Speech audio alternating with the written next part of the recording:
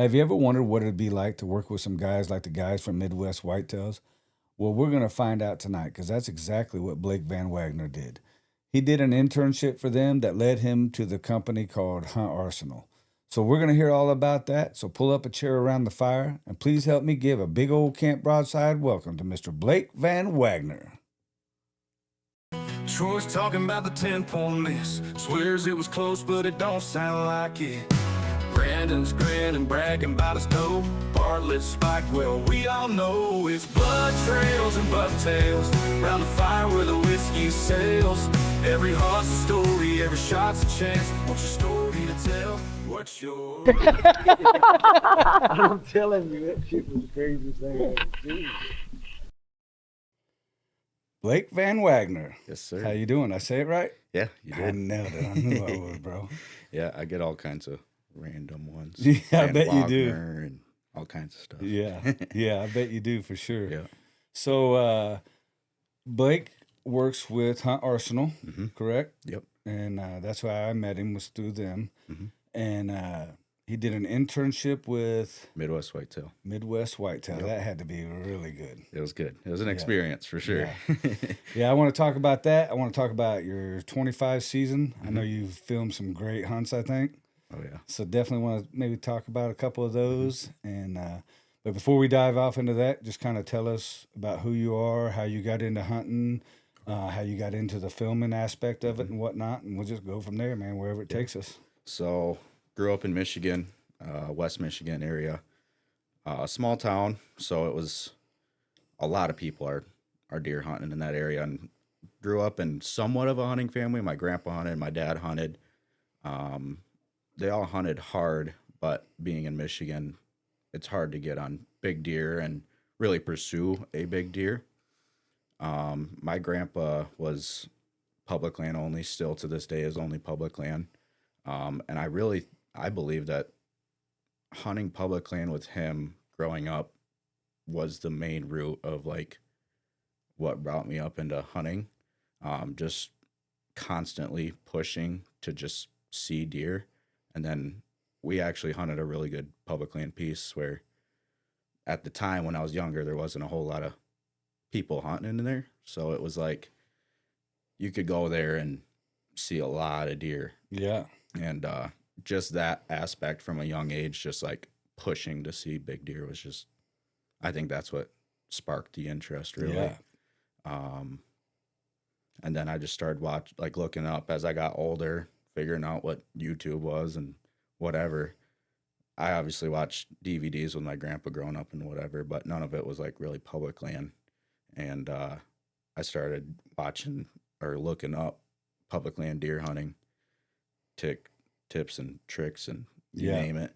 And honestly got really hooked on the hunting public guys when they first started. Oh, yeah. I remember when they were the first person I ever subscribed to on YouTube. And it was right away. Like they had like maybe 80K at the time, and now you look at them now, there's like I don't even know 800,000 or something crazy. But I mean, it's always crazy to me the deer they kill on public land and whatnot. Crazy. I'm like, oh my goodness, man. I know. And then that was just like that spark moment where you're watching them guys and you're learning about where to go, how to hunt it. Really just put that in my own spin on it where I was hunting.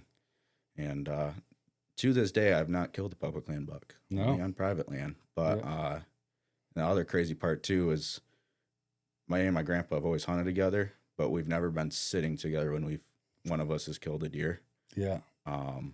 We've had it multiple times. We're on the same property. Maybe we'll go to one of the places I can hunt, and he'll tag along, and I think he feels bad because most of the time he's like, I'm not gonna shoot a buck if it walks past me. I'm like, dude, just shoot it. Just shoot it. I'm like, I'm gonna be just as happy if you shoot it. Yeah.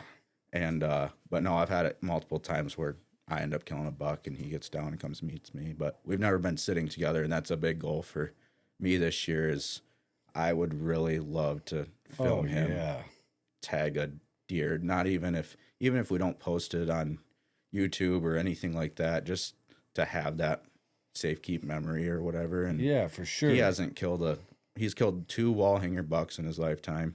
One the year my mom was born in 1980, and the other one was early 2000s when I was just a little kid. I can very slightly remember it, hardly, but I remember my dad leaving. It was like a school night, and he was like, "I'm gonna go help your grandpa track a buck," and I remember just being pissed off because I couldn't weren't go. there. Yeah. Yeah. But no, that's the only 2 deer, big wall hangers, really, that he's ever killed. He's killed some smaller bucks and stuff like that, and he actually does have a little 5 acres behind his house, and there's a Michigan stud back there. Is He, there really? he lived so, and he's there consistent. And so, my goal for that is land management on his little 5 acres and see if we can't pull something in. So Wouldn't that be something to be able to film him shoot that, man? be so cool. I know that'd mean the world to you for sure. Yeah, it would be. It'd be awesome. It's kind of amazing to me how many people I talk to that their grandpa is such a big part of their why they hunt or how they got Yeah. into hunting and whatnot. And Yeah, and so I always think about that with my grandkids. I'm like, I want to be that guy that Yeah, when absolutely. they're older and they're talking, they're like, man, my grandpa used to do this or Yeah. that and whatnot, you know. Yeah. So it's super Yeah. cool, man. yeah, and obviously my dad has had a big influence on that Yeah. as well. Like, I mean, he got me. I think my dad got me more into the archery aspect of it. He used to shoot a longbow all the time and regular bow, like compound bow, and whatever. But when I was younger, I shot like archery league when I was like a 8 or Oh 9. wow, yeah. And then I got away from that. I got into travel baseball and stuff like that after Yeah. that, but still obviously loved hunting more than anything Right. else. And still have those trophies from when I used to shoot a little Heck yeah, that's super league cool, with my man. bow. Yeah. So yeah, it was cool. Yeah. But yeah, that's really my background is just grew up in a hunting family, but it was nothing. No one around me was really killing big deer. And Yeah. it just, I think it was the public land. Just when you see a big buck and you just kind of get that flicker. Yeah, dude. Just, There's something about them public land deer. I mean, it's I have several private spots I can hunt and whatnot, but I still like to hunt that public land, and Yeah. I try to get in as much as I can every season because I've never killed a hammer of a buck on public Yeah. land. Not with my bow. I killed one with a rifle years ago. But I've never killed one with my Yeah. bow, and I'm like, every year I'm like, man, maybe this year I'll kill one on public. It's just a different world out there, and I have so much respect for the guys that do it. Yeah. Especially you start talking about like them public whitetail hunters or whatever. Those guys, I mean, they're killing deer. Oh, man. yeah. It's insane. And it public land hunting's gotten way tough too, especially in Michigan where just about every property is being hunted. So the people that don't have access to something they're able to hunt, they're on public land. And now that it's popular, I guess you could say They're fighting the crowd. oh yeah, it's just people every parking spot that you drive down. I mean, we have me and Alex that was on the podcast. We have, I think it's like 55,000, like 15 minutes from our house. Wow. And then you go to the east and there's like 30 something over that way. So on both 15 minutes west or 15 minutes east, you got 2 giant spots of public land.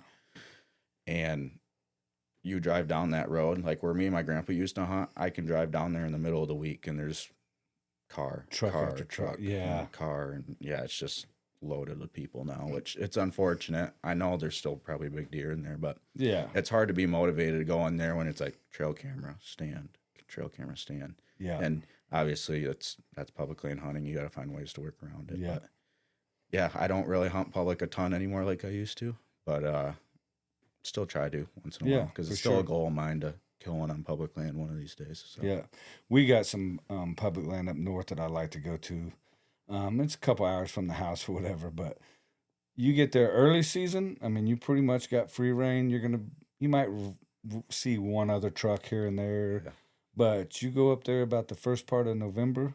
I call it Little Louisiana because there's just out of state Yeah. tags everywhere, and Oh, they yeah. fill up them parking spots, and Yep. it's crazy to me, which is cool. I mean, if you can do it, do it. You know, I would love to go to another state and hunt. So there's a lot of on some of the Missouri Department of Conservation pages. you'll see people get on there and they kind of bash on all the out of state hunters and what the conservation department needs to do and this and that. And I mean, sometimes I get it, you know, but at the same time, like I said, if I can go hunt out of state, I want to go hunt out of state. Yeah. So I can't blame them and be mad at them or whatever. Yeah. So, well, how'd you get involved with the internship? So I started filming for my own channel. It's called The Whitetail Way. Whitetail Way. Yep. And YouTube channel? Yep. So really didn't know what I was doing absolutely at all. I didn't know really how to run a camera. I was using like a little handy cam. And but I pretty much designated an entire deer season in 24 to just filming and capturing everything. Didn't do a good job at it, but I did it. And it was enough to, a lot of times when these channels are posting about internship applications, stuff like that, they look for a 60-second video about yourself. And I'm going to give a little shout out here, but Cole Booth, he interned with the Hunting Public. I reached out to him prior to applying anywhere and asked for advice, and it helped out a ton. I put together a nice little video from the season before with a little voiceover of me talking and stuff like that. And I applied for, I think, 6 different internships, and I just told myself that the first one that offered me, that's where I'm going. I'm not just going to sit around and try to wait for like my favorite one to try to offer me or whatever. And that ended up being Midwest Whitetail. They actually took me on a little late. I applied a little late, but I was like, well, I applied. We'll see. Yeah. And Josh Sparks, who's kind of like the head of the media, I guess you could call it, he followed me on Instagram, and I was like, oh boy, yeah, what the heck? Yeah. So then I just gave him a follow back. As soon as I hit the follow button, I got a message that he sent me and asking if I was still interested in the internship, and I was like, holy cow. He was like super excited. Yeah. Man. I was at like a school softball game or something like that, and I was just like, I just think I got an internship as long as I don't screw up this interview. Right. And did the interview. It went great. And then I think it was 2 weeks later, I was out in Iowa. Oh, Just yeah, like that. dude. How cool is that? So man? yeah, it was awesome. Kind of southeastern part of Iowa, and they have like a main office with living and stuff like that. So that's where I stayed with one other intern. Then there's actually 3 interns. Me and one other lived in that office together, and then there was another intern living off with Josh because he lives a little bit further away. So yeah, it started off like that. We just went, I think my very first night in Iowa, the intern that had been there for a while took me on like a velvet drive. Very first night, seen like a giant 8 with like just some giant drop tine. No kidding. And I'm like, I'm in Iowa. Wow. Now, what's a velvet drive? You said it took you on a velvet drive. Yeah, we just pretty much drive around and just look for velvet bucks and with cameras. And that's what I thought, and, but I was like, I better make sure. Yeah, just velvet driving around and just looking for big bucks and stuff like that. And yeah, I seen that the very first night I was there, and I was just like, was you like, man, this is so much different than Michigan? Yeah, I was like, you do a velvet drive around in Michigan looking for big bucks, and you'll see some good deer, but not a giant drop time buck. I mean, maybe, but not very often. That's crazy. So hey, I had to say, I've been hunting pretty much my whole life. I've seen one drop time in person, and that was this past season. And I've always been like, man, if I could just see a drop tine, I would love it, you know? So that's pretty good. You got to see one your first night in Iowa. Yeah, but then I kind of got there with the mindset, I'm like, I got here a little bit later. Like, I got to kind of put my nose down and grind a little bit. And they're really big on, like, we're going to teach you a lot, but it's kind of up to you on how deep you go into it. So I was watching YouTube video, and I should have brought it. It would be kind of cool, but I have an entire notebook of just notes from watching them guys at it, watching YouTube videos. I mean, I have an entire thing of just notes of how to do this on Premiere Pro for editing, and I just went all in. Like, I knew this was kind of the route I wanted to go down, was some kind of video editor and stuff like that. I've always told myself that I just want to surround myself with deer hunting. Yeah. Like I tried trades and everything else, and I worked for great companies. Everyone around me hunted. We tried to make our work schedule around hunting, but that still just wasn't enough for me. I just wanted to be consumed with hunting each and every single day. Yeah. And now I'm kind of in that position Yeah. now. Isn't that so cool? Yeah. Dude? Congratulations Yeah, on I that for appreciate sure. it. Yeah. Now, so when you're going into this internship, what does that consist of for somebody that has no idea what you're talking about when you're saying I was going to intern for this company or whatever? Yeah. What does that consist of for them? So internship really is, you pretty much designate your season to not a whole lot of hunting. For me, it was strictly videography and video editing, and being consumed with that throughout the entire season, from the off season to in deer season to even after. It's a whole all year thing. And that was something I kind of had to get over a little bit. It was like, okay, I'm not going to be putting in 45, 50 sits myself this year. Right. And I ended up doing 7 sits myself this past For year. yourself. Yeah. Yeah. So that was tough. I'm hoping this year maybe I can get out a lot more than that, maybe do 25, 30. But no, essentially you are filming for this company and editing for this company, and just being a part of the behind the scenes day to day, what goes into stuff that a lot of consumers that don't know, like, don't really think about. Yeah. Now that I've been in that position, every time I watch any video in the industry, I'm like thinking about the cameraman. Yeah. Like behind the lens, I'm like, that's a cool shot. How do you do that? Yeah. And even with movies, like you're constantly thinking about like, what's the cameraman doing? Yeah. So it changes your entire aspect of watching these different things and doing all these things. And with Midwest Whitetail, it's very cinematic.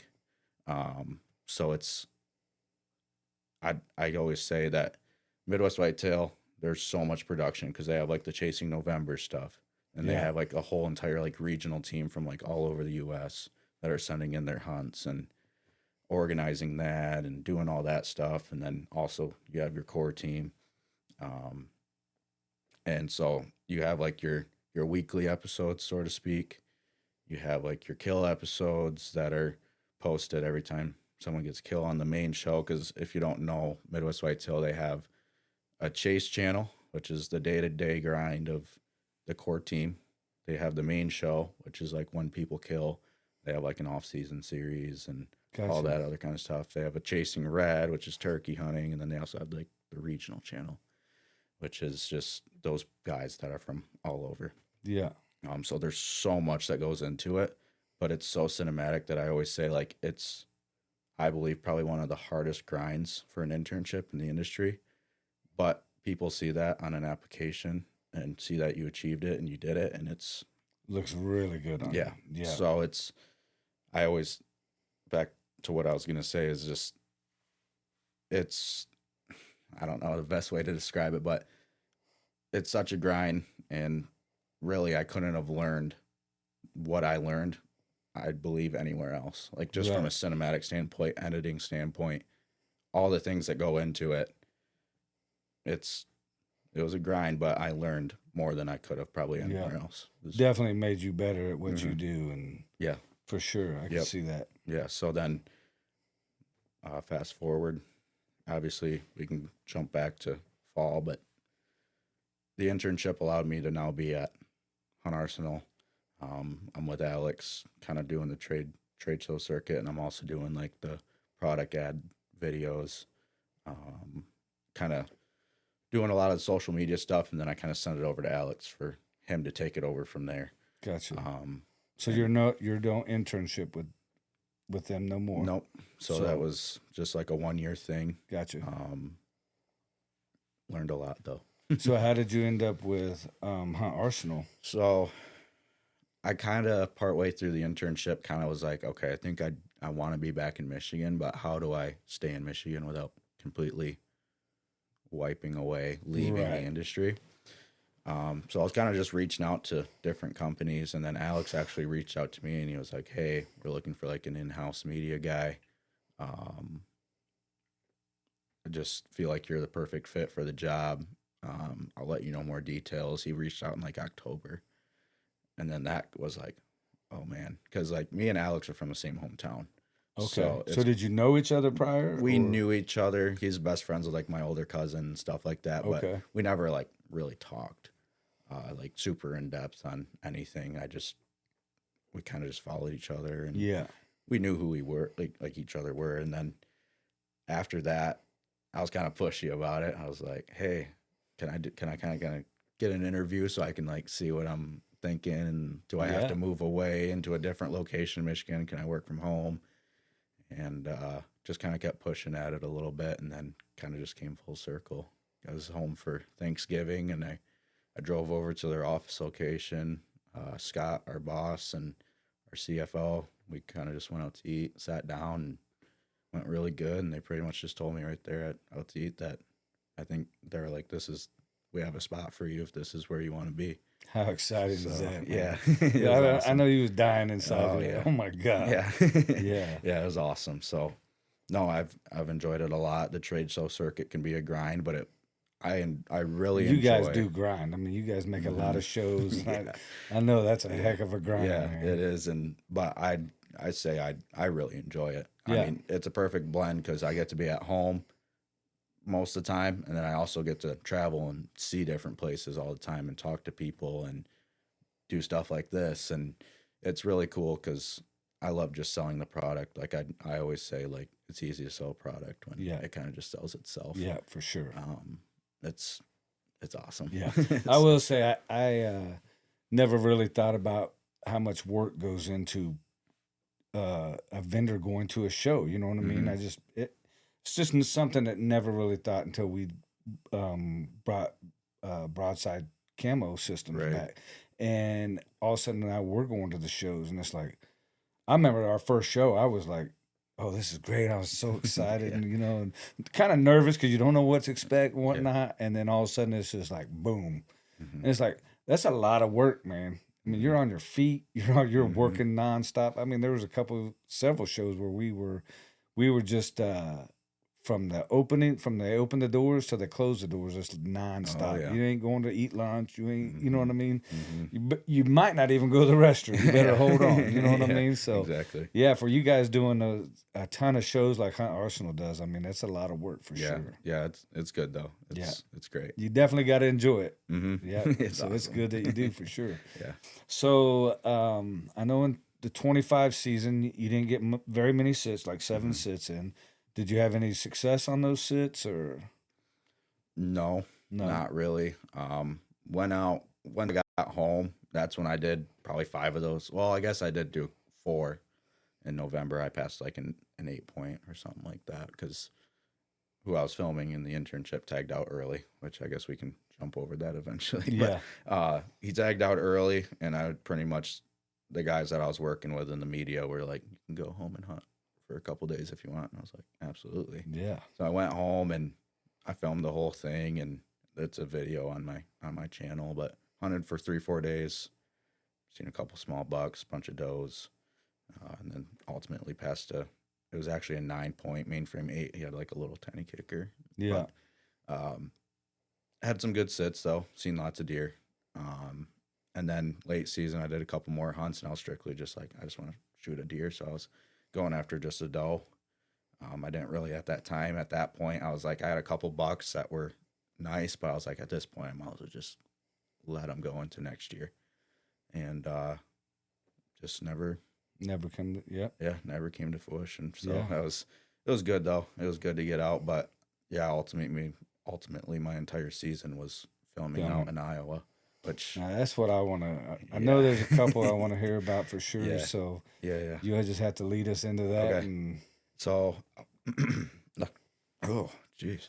So I was filming Zach Rosmus on their channel, all the way from the time I got there to the time I left. Awesome dude. I look up to him more than I have a lot of people. Just we relate so much from so many different aspects in life.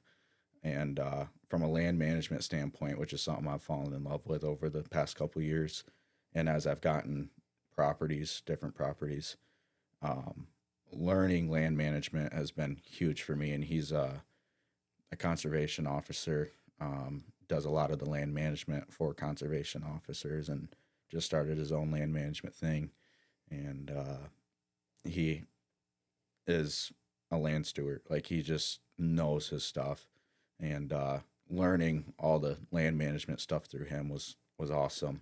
And then capturing that on film was just memories that will for sure last a lifetime. Yeah. And then, but yeah, going into summer and everything else, we were out there on his farm. I was learning stuff. And then we fast forward October 1st, we go out on he bought a new farm called the Homestead. Just got rid of a 50-acre farm that he had, and got this new 140-acre farm, called it the Homestead. There's like an old house on it way back in the timber, and it's pretty sweet. Yeah. He put a little food plot, like clover plot, like right on the thing, and the stand sits 6 feet Back by the old house. Yeah, the stand is a tree right next to the old homestead. Nice. Like, you can almost reach out and like touch it if you're up in the stand. It's really cool. But anyhow, we go up there out to October 1st. We see like 3 does, I think, doe and 2 fawns, and then we right at last sight seen like a pretty nice buck that we've actually never seen on camera or anything like that, and kind of like set the tone a little bit. We're like, this is gonna be good. Yeah. And after that, it was actually like, I think we've seen like probably 5 or 6 deer over a period of like 6 or 7 sits. Like, it was, wow. I was like, I remember texting like my mom and being like, I was so overhyped. Like, and I'm like, this just sucks. I'm like, what's going on? Like, that sounds like some text messages I send my son. Yeah. Like, I got to find a different place to hunt. This is horrible. I was like, I don't know. So I was like, then all of a sudden one day we're texting back and forth. One of his main targets down at the homestead was starting to show up a little bit more consistently. He's hitting scrapes around the farm. Seems like he's starting to be more of a homebody. We're talking about where to sit the whole day because he was on camera in the morning, and he had work that day. So he was like, well, we kind of talked back and forth the whole day, and then we kind of came up with a plan. We're going to do a hang and hunt, kind of get in close to bedding, which, looking back on it, I'm glad we didn't end up doing that because it was still mid-October. Like, it wasn't really the time to be pushing in like it's rut. Yeah. But I get in the truck and he's like, hey, we're going to go to a different property that he calls the Goat Hills. And we get there, we do a hang and hunt there. We sit over this old logging road on top of this ridge that kind of runs between food sources and bedding.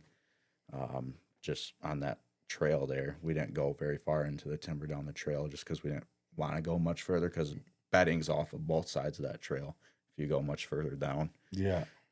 And right where it kind of opens up into like CRP, which kind of leads out to the food, there's just like this scrape that's like a foot deep and just like a crater in the ground. Kidding. It was just like, all right. So we sat up over that and then a couple other smaller scrapes, and he had a camera, a cutty back kind of down the trail a little bit. And he had a picture of a buck he was calling Two-Face. It's like an 8.5-year-old buck. He's had it there since he got permission on this farm.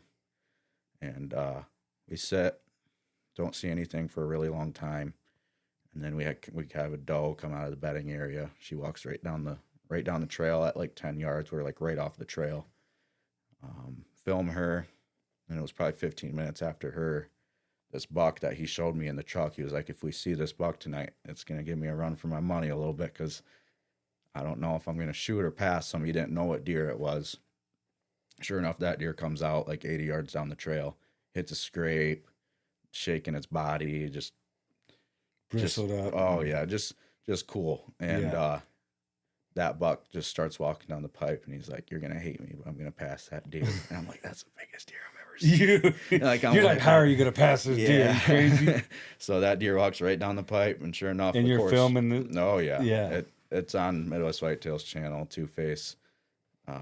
Just a legend of an old deer that he ends up killing this night, but that deer just walks by at 10 yards and he's walking away and he's like, man, I hope I don't regret that. Because prior to that, like I said, we didn't really see anything. You're texting home talking about there ain't no deer. Yeah. Right. So then this deer walks by and I'm shaking. I'm like, holy cow. Like that deer's giant. Just, I don't remember if he was an 8 or a 10 with a kicker, but just a big. Yeah. And he was like, I think he's 5. I don't really know. I don't know the deer. So he was like, whatever. He let him pass. We're kind of watching that buck work off. And I looked, and I'm still recording because I'm like, I want audio here just in case. We only had like 15 minutes left. I'm like, I'm just going to leave this recording so that I have the audio in case something pops up.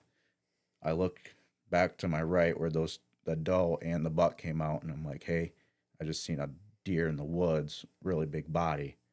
I think it was a buck, but I don't know. And sure enough, he steps out, and it's this two-faced buck. He's like 175 inch, like double main beam, like a split turkey foot kind of thing. Called him two-faced because from 6 to 7 to 8, he just like changed insane amount each year, but you could just tell body-wise what deer it was, and frame-wise, he was still kind of similar.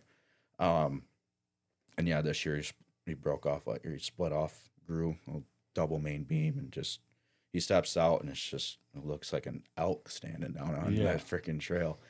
But he hits. You were excited when that first one came through. I know. How was you feeling when you laid eyes on that sucker? That one, I was excited. I was like, holy cow! And then I was like, it's kind of time to lock in because those first 2 deer walked right down. I'm like, they're just gonna probably do the same thing. He hits the scrape that those ones did, like 80 yards away, and then he actually starts walking down the trail and he cuts into the woods. Oh no! And then Zach's like, we got time. We got 14 minutes. And it felt like 5 minutes went by, but it was in the video, it's like 1 minute. And he's like, oh, he's coming back down the trail. And he walks right down. He shoots him at like 10 yards. No kidding. With like 10 minutes left illegal. And we thought he was going to die right behind us, but he ended up walking all the way down this valley, and he died in the bottom of this giant valley. He only went like 80 yards. But giant, like biggest body deer I've ever seen. Yeah. It's just crazy big. So I'm assuming you got pictures of him and stuff. I do. Send me so I can put him in here. Oh yeah. He sounds like a monster. Yeah. Man. Yeah. He's a legend on that place. So yeah, that was cool. Yep. And then what a memory for you though to have that. I know. Is that the first big buck you'd filmed at that point? I'm in deer season. I mean, we seen the one on opening day that was a decent buck. That one that walked down the trail, and then him. Yeah. But he was the only like for sure shooter that during a hunt that. So that definitely was a memorable hunt for you. Yeah. That's your first one for sure. Yeah. It was like a light switch turned on. All of a sudden, it was a big deer. Here we go. Yeah. So then we take a couple days. He takes care of the deer, and then fast forward, I think we took 2 days off so he could take care of the deer and whatever. And that buck that I mentioned earlier that was at the homestead, starting to be consistent, is like really consistent now. Like there's another buck that we called Hulk. He every time he would hit a scrape, it seemed like Jin, this buck that we ended up killing, was coming in behind him and like covering up his scent on the scrapes. Like it just seemed like he was following him around everywhere. Yeah. Just super poundable. We notice on cameras like he's postured up a little bit. Like you don't see other deer, but he's ears tucked, kind of bristled up, like looked like he was kind of aggressive. Yeah. So, like I said, we take 2 days off. We go in there, and he brought a decoy with him. We rode e-bikes in. He's holding the decoy in as he's over his shoulder as he's riding in. Managed not to crash or anything like that. Got in super clean. Good driving. Oh yeah, we parked the bikes right at the base of the tree behind some switchgrass, and then he set up the decoy. And then it was probably like an hour and a half into our sit.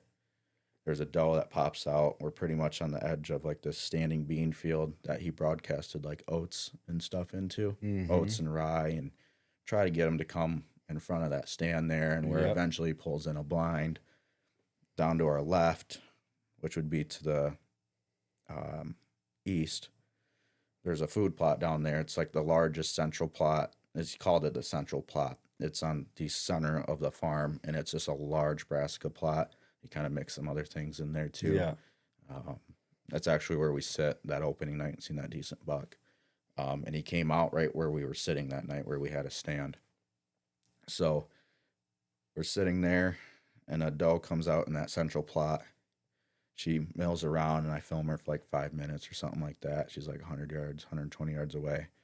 I hit cut on the camera because it's like, it's just a doe. Like, we don't need a 15-minute long clip of a doe. As soon as I hit like the stop record, he comes barreling out of the trees right behind her, like full barrel, like he's chasing her. So I get back on the camera and I get on him for a second as he runs through the plot, and he runs into the switchgrass and he starts heading north. He's on a trail, and then we catch a glimpse of him on like he's kind of like nose down, like he's on a hot doe or something like that. We watch him walk like 100 yards away, and he walks to the north, and we're like, well, what it seems like he was doing is he would hit where he was going. He would go down into this valley behind us, which is where our wind was going, but there's a nice central scrape down in the bottom. Thermals pull down in there, and just when you walk down in there, it's just like smells like buck down here. Like, it's just strong. There's this big scrape right there. And so we're sitting there like, most likely we're not going to get another opportunity. You're thinking your wind and stuff's carrying right down to him and whatnot. Right. So we're like, well, maybe we'll see. Maybe he'll just miss our wind or something like that. So we have like 20 minutes left to light. I look to my left, down towards that central plot again. There's a doe and a fawn standing on the right inside of the corner of the beans. I was like, oh, Zach, there's a doe standing right here. So I'm kind of like taking my time, kind of grabbing the camera to get it over on him. And like, as I'm in the process of like moving the camera over, as I'm like looking up, he's just walking out into the field. And like, as soon as I seen him, it's like right when he seen the decoy. We didn't even have to call to him, and he was just instantly. Now, like, how far was he from the decoy when you seen him walk out? He was probably 70 yards. Okay. And it was just instantly like, we didn't grunt, we didn't do anything that entire night. We didn't grunt, nothing. He seen that decoy, and that's all it took. And he was coming in. Yeah. So I'm like, a little camera thing here is that we film most of our stuff in like 4K 120, which allows you to like slow it down and like get like that super cool slow-mo stuff. That's what we film like a lot of our stuff in, or 4K 60. Problem with that is the darker it gets like dark soon. So you have to bump it down to 4K 30. Unfortunately, can't really put that in slow-mo and make it look real cool and stuff like that, but it allows you to get more light. Yeah. So I'm like rushing to get it into like 4K 30. As this buck's like postured coming in, I quickly get it in 4K 30, and I get the camera on him, and he just postures right in front of the decoy. Done. Smoked him. He went like 20, 30 yards. Dang. Done right in front of us. And 2 hunts in a row. And just like back that, to back, basically. You get a couple of days off, and then we're killing another dude. That's awesome. It went from nothing to game on that quick. And then after that, I was pretty much just grinding in the office editing for the regional show. Yep. Obviously, me and Zach went out and filmed a couple times for late season, because you can get a tag like late season, and there was a couple bucks, but same thing as my situation. Might as well just let them go. A lot of 5-year-olds. That property has. How many acres is that property? 140. 140. It has a insane amount of bucks on mature it. It's bucks, crazy. it sounds like. And it's never been managed for deer or wildlife in general, so it was just like a hole in the wall property that just ended up being perfect for what Zach does, is land management. Yeah, so, sounds like it. Yeah, for sure. He knows his stuff, man. It was good to be around. What a great guy to be learning from, though, man, because you'll carry that stuff throughout the whole rest of your hunting career. And like, not even just, we're just buddies now. Yeah, like, that's super cool. We text back and forth all the time. We call randomly. It's just, I seen him this past week at the Iowa Deer Classic, and it's just good to catch up with him. Yeah. So. But did you text Mom and say, never mind, there's massive deer here? yeah. I text everyone. I was like, holy cow, we just killed again. Look what's going on. So it was so awesome. It was an experience, and I would go over and do it 1,000 times over. So. Yeah. So do you have any goals or plans coming up for this next season, 26 season? I hunt 140 acres at home. I have it with my stepdad and stepbrother, and the goal is to get that thing ready to rock. We got it in 2024. Kind of a wild story there. And then the first year I put in a couple food plots, but I was like, I'm just going to mobile hunt it and just see what the deer do. I don't want to really put up any stands without knowing. There was really no preset stands on the farm. It was never hunted like super, super hard. And in the summer, there was an insane amount of bucks there. And then they kind of trickled out, spread out. But there was still one that I ended up calling like the Mega 8. It's on my channel, but it's not the greatest video. So I definitely want to check out your channel. I think you got some pretty cool stuff on there. There's some. What's it called again? The Whitetail Way. There's going to be some better stuff to come for sure. I'm excited to see what you do. For sure. It's going to be awesome. So we got that farm. I hunted it, just mobile hunted it the first year, kind of figured it out. And then my goal in the 2025 is to get it set to what I want to do this year, but moved out to Iowa. None of that really happened. Yep. My stepdad and stepbrother, my stepdad has a travel baseball organization that he owns. So he's like super busy with that and work. So he never really has time to get out there in the off season and try to get boots on the ground, get it all ready. So that's this year's goal, is get a lot of food plots in, plant them, certain locations based on location, whatever, close to bedding. Just more stuff I learned from Zach. Yeah. And you'll implement a lot of that stuff, I'm sure. Oh yeah. So then, just getting the farm cleaned up, getting ready to rock. But like I said, the story of that farm is a story. It's awesome. Yeah. I mean, we can jump into that. Go ahead. I'm waiting on you. Well, tell us. My stepdad, he has like an inspection company and like for building and stuff like that, and he also does like court cases, stuff like that. He helped out this older gentleman with some case a while back, and just helped him out a lot in general. And the guy is from Arkansas. The locals called him like Arkansas Ale or something like that. Mm-hmm. Anyway, he fell in love with like my stepdad, trusted him so much after he kind of helped him out through some things and stuff like that, and showed him around the farm a couple times, everything else. And then fast forward, I don't know how many years or whatever it was, he passed away. And my stepdad pretty much was told that his name was written into the trust. Oh, and wow. Now we have 140 acres that was pretty much handed down to us because he just trusted my stepdad. Crazy situation. So how long has it been since your stepdad met him or helped him? Or I really don't know. So you're talking how many years. I don't know if it was a year, 2 years, 3 years. It could have been 10 years. I have no idea. Yeah. But he helped him out just with life things in general. He really trusted him. He didn't really have any family to hand it down to, and it got handed down to my stepdad. Was your stepdad like, what in the world? Yeah. Got 140 acres, bro. Yeah. And the neighbor next door, awesome guy. He's has 40 acres behind his house, and he hunts does and gun season, but he's not a hardcore hunter. But he's in the trust with us, really good with like the financial side of things. So he kind of helps out with that, because essentially there's rental properties. So this guy had like multiple properties spread out across like southern Michigan, townhouses that he rents out to people. That money is going into the trust. So he's really, really good at taking care of that side of things for us, and just kind of taking care of the homestead in general. Yeah. And there's constantly money being put into that. So there's a lot more crazy things with that property. I don't know if I should go into too much detail.